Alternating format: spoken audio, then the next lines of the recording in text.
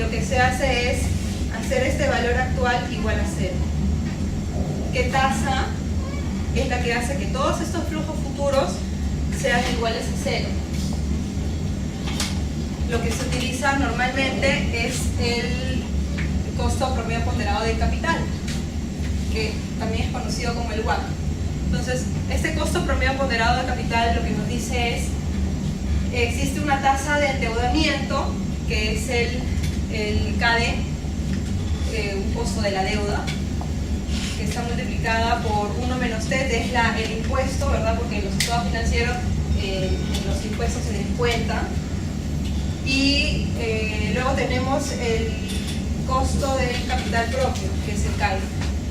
D y E es un ponderador, es la participación de la deuda, es decir, tenemos activo es igual a deuda más patrimonio. El WACC va a ser igual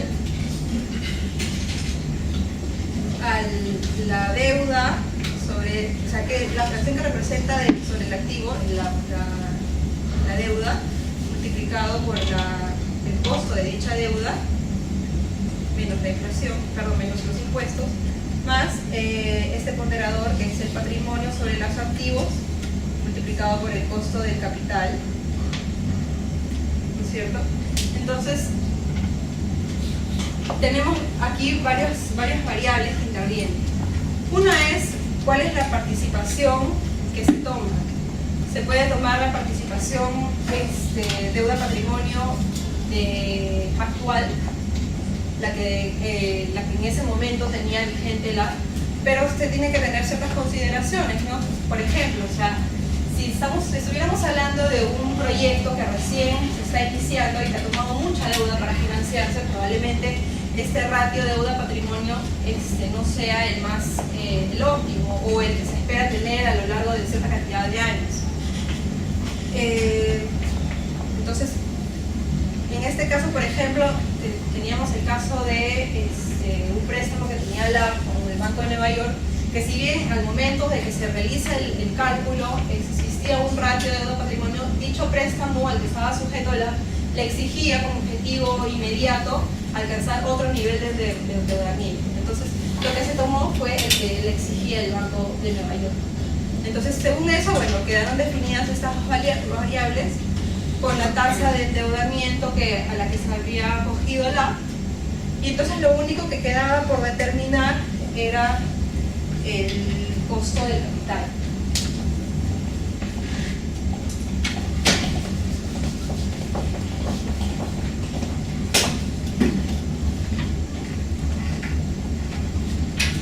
Entonces, aquí vemos cómo se compone el costo del capital. El costo del capital es el costo que reclama el inversionista, ¿no?, por invertir en determinado proyecto. En ese caso es el costo que espera ¿no?, por haber invertido y por prestar determinados servicios, ¿no?, por hacerse cargo de la infraestructura. Entonces, ¿qué es lo que espera el que está metiéndose en el proyecto? Espera en primer lugar recibir una tasa libre de riesgo, es decir, ¿qué es lo que haría? ¿Cuál es la tasa que recibiría el inversionista si simplemente se sentara en su escritorio y su dinero lo invirtiera en bonos de Estados Unidos? Es decir, sin tener ningún tipo de riesgo, sin hacer absolutamente nada, recibiría una tasa que es la RF, la tasa libre de riesgo. En este caso se tomó los bonos soberanos de Estados Unidos a 10 años, y se tomó un promedio en realidad de los bonos soberanos a 10 años desde el 1930 aproximadamente hasta la fecha. Luego, el costo de capital, si no hiciera nada recibiría la tasa libre de riesgo, pero dado que se está involucrando en el proyecto, entonces espera recibir una prima adicional, un retorno adicional. ¿Cuál es este retorno?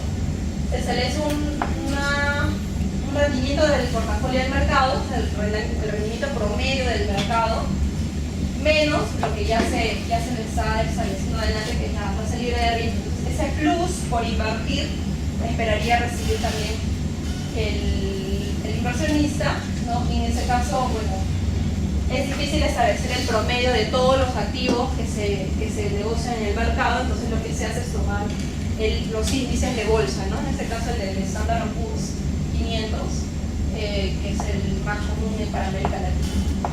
Entonces se toma la diferencia de esas dos tasas y se pondera por un beta, que es la medida del riesgo de la inversión. Es decir, estamos hablando de un proyecto que tiene un determinado nivel de inversión, y hablando de infraestructura aeroportuaria, lo que se hizo fue coger medidas de riesgo para 7 aeropuertos distintos, que en cierta medida tuvieron las mismas características de se cogieron 3 aeropuertos de México, uno de Bélgica, uno de Alemania, y bueno, otros que no recuerdo en ese momento, pero se establece un promedio y con eso ya se obtiene, digamos, un ponderado del riesgo adicional que tendría el inversionista por invertir en ese proyecto, y finalmente se establece una tasa de retorno por el riesgo de invertir en ese país,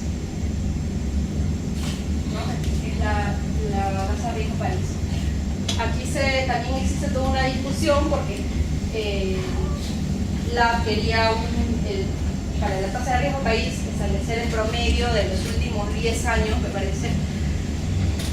Y bueno, lo que se dijo fue, no, es decir, el riesgo país es un índice que se establece en base a la información ya pasada y en base también a las expectativas futuras.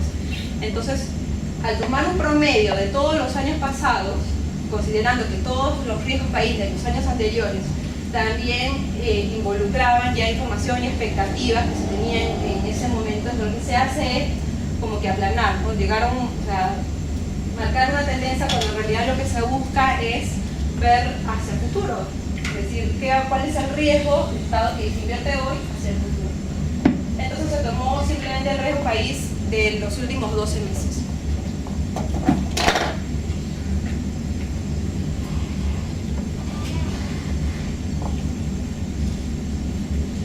Bueno, ¿hasta ahí tienen alguna pregunta?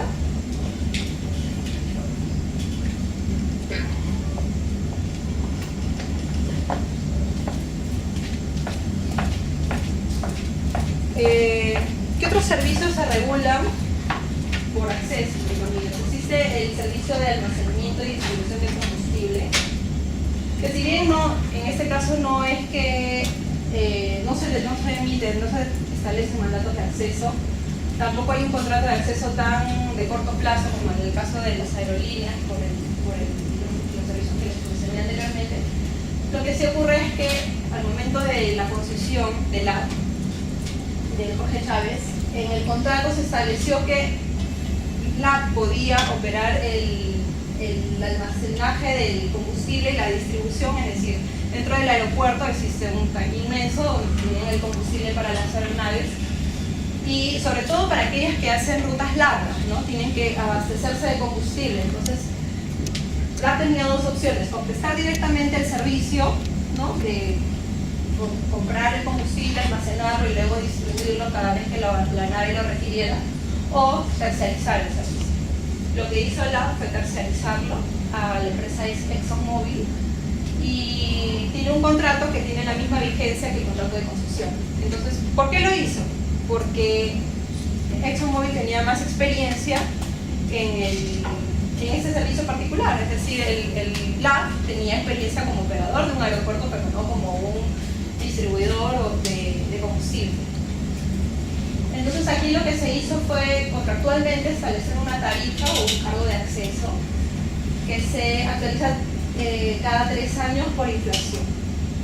Se toma la inflación promedio de los últimos 3 años y se hace el ajuste, y la tarifa ha ido incrementándose.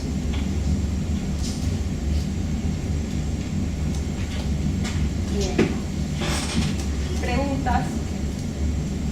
Me quedo una duda. Cuando haces los flujos de caja para el banco, ¿es una forma de simplificar los ingresos menos costos? Porque en realidad supongo que se trabaja con la utilidad neta, ¿no? Claro, sí, es una simplificación, es decir, dentro de las cosas está todo, gastos financieros, etc. Y también, bueno, hay una inversión inicial que no la puse ahí. otra pregunta?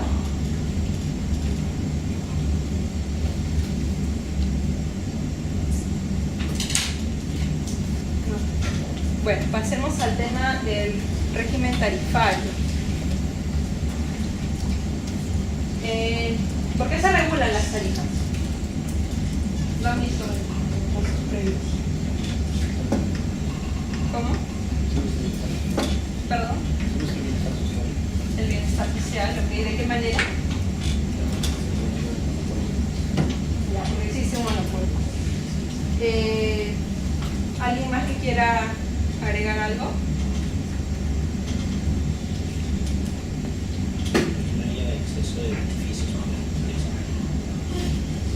Ok, ¿por qué habría exceso de beneficios?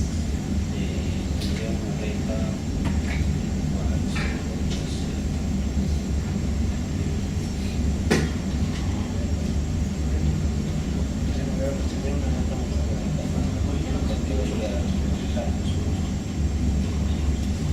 Ya va. Sí, ¿alguien más que quiera agregar algo? Tenemos aquí, por ejemplo, una demanda. Esa es la demanda y ese es el ingreso marginal. ¿Qué sucede en el caso del monopolio? Que el monopolista, como dicen sus compañeros, con el fin de incrementar o de maximizar sus beneficios, va a establecer un precio que sea igual al ingreso marginal. Entonces se va a producir una cantidad menor a la que se produciría en competencia, ¿no? Si se estableciera un precio igual al costo marginal. Y se va a cobrar, el monopolista cobraría un precio más alto. Entonces, el excedente del consumidor sería la parte amarilla, ¿no es cierto? Porque todos los que se encuentran por encima de este precio estaban dispuestos a pagar más por la cantidad adquirida. Y toda esta proporción, toda esta parte roja tendría que ser la pérdida de eficiencia social. Entonces, lo que se busca con la regulación es alcanzar la eficiencia asignativa, es decir, que el precio sea igual al costo marginal. Eso es lo que nos dice la idea de la eficiencia asignativa, es decir, llegar a un escenario similar al de competencia perfecta. Sin embargo, ¿qué ocurre?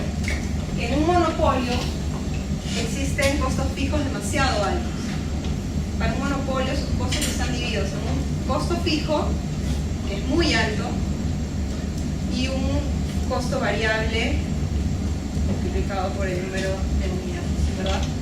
Entonces, si establecemos el precio igual al costo marginal, ¿qué ocurriría? El costo marginal va a ser igual a este costo variable, es decir,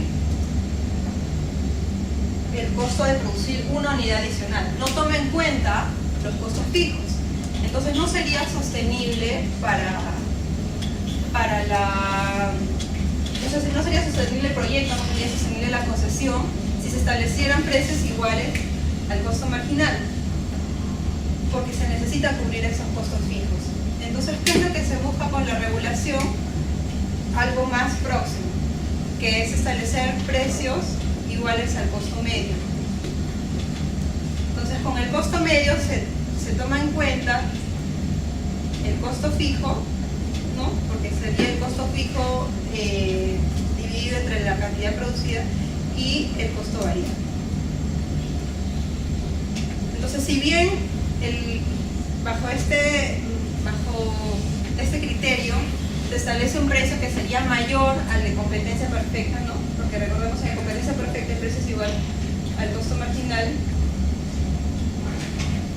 De todas maneras, al buscar llegar al costo medio, se está estableciendo un precio que está por debajo del precio del monopolista, y con lo cual se busca reducir el bienestar social. No se va a alcanzar un escenario de competencia perfecta, pero por lo menos se va a buscar reducir la pérdida de eficiencia social.